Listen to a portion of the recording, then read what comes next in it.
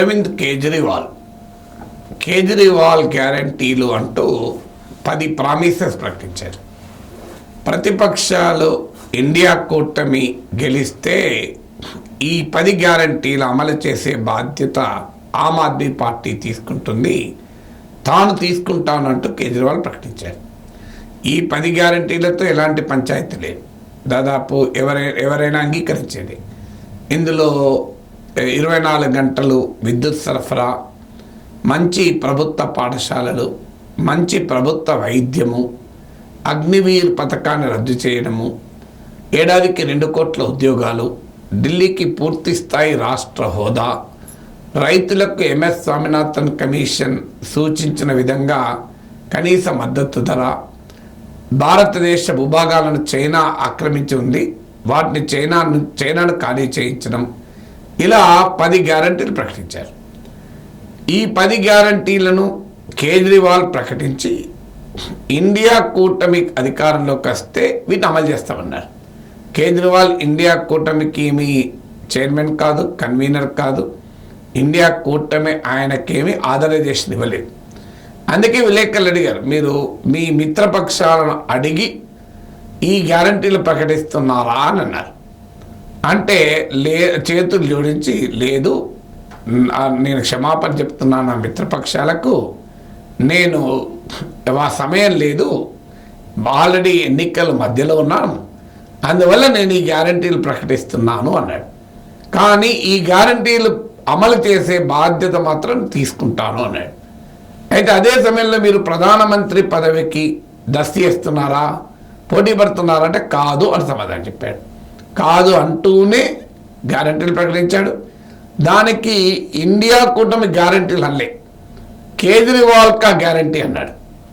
ప్రజలు నిర్ణయించుకోవాలి, మోడీ గ్యారంటీలు అమలవుతాయా, కేజ్రీవాల్ గ్యారంటీలు అమలవుతాయా, ప్రజలు నిర్ణయించుకోవాలి అన్నాడు.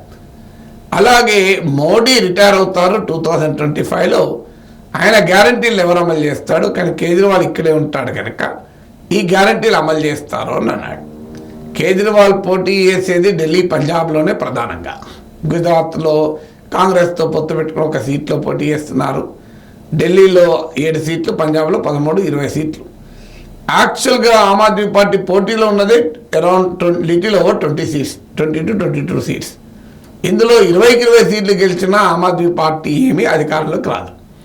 అలాంటప్పుడు ఆ గ్యారంటీలు ఎలా ప్రకటిస్తాడు అంటే ఒక రకంగా ఇట్స్ ఏ క్లెవర్ మూవ్. అయితే కేజ్రీవాల్ మాట అంటాడు, ఈ గ్యారంటీలను నా నమ్మకం ఇండియా కూటమి పక్షాలు ఏవి వ్యతిరేకించవు, మంచి విద్య, మంచి వైద్యం ఇస్తా అంటే ఎవరు వ్యతిరేకిస్తారంటారు. ఇండియా కూటమే కాదు, బీజేపీ కూడా వ్యతిరేకించలేదు ఆ గ్యారంటీలు, అది వేరే విషయం. అందువల్ల ఈ గ్యారంటీలను ఇండియా కూటమి వ్యతిరేకిస్తాయా అన్నది ప్రశ్న కాదు. ఇండియా కూటమితో సంప్రదించకుండా తనకు తానుగా గ్యారంటీలు ప్రకటించి మోడీ గ్యారంటీలకు పోటీగా కేజ్రీవాల్ గ్యారంటీలు అని వీటిని నేను ఇండియా కూటమి గెలిస్తే అమలు చేయిస్తాను అనడం దేనికి సంకేతం?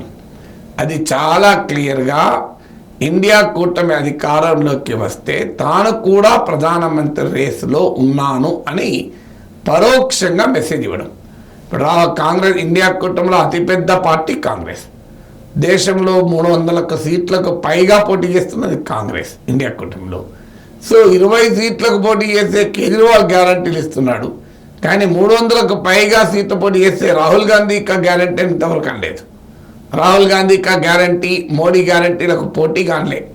అందువల్ల కేజ్రీవాల్ చాలా తెలివిగా with in the opposition camp తనకు తాను సెల్ఫ్ ప్రమోట్ చేసుకుంటూ, ఎలివేట్ చేసుకుంటూ, అపోజిషన్ పార్టీస్కి ఒక అనివార్యత, తన గ్యారంటీలను వ్యతిరేకించలేరు, అదే సమయంలో తన గ్యారంటీలను వ్యతిరేకించడం లేదు అంటే అర్థం తన ప్రతిపాదన ఇండియా కూటమి ప్రతిపాదనగా ఉండడం ద్వారా తన నాయకత్వాన్ని కూడా ఎండార్స్ చేసే విధంగా ఆయన మలుచుకుంటున్నాడు.